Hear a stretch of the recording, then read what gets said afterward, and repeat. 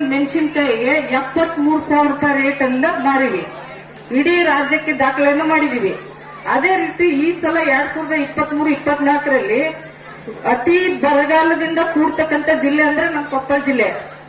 ಏನಪ್ಪಾ ಅಂದ್ರೆ ದನಗಳನ್ನ ತಗೊಂಡು ಬೇರೆ ಜಿಲ್ಲೆಗೆ ಹೋಗ್ಯಾರ. ಮೇವುಗಳು ಇಲ್ಲದಕ್ಕ, ನೀರ್ ಇಲ್ಲದಕ್ಕ ಬೇರೆ ಜಿಲ್ಲೆಗೆ ಹೋಗ್ಯಾರ.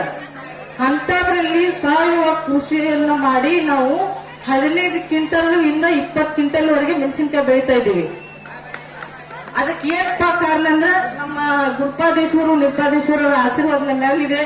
ನನಗೆ ಸಾಕಷ್ಟು ಕೃಷಿಗಳ ಬಗ್ಗೆ ಅಥವಾ ಒಕ್ಕಲ್ತನ ಬಗ್ಗೆ ಹುಮ್ಮಸ್ ತುಂಬಿದಂತವ್ರೆ ಪೂಜ್ಯರು.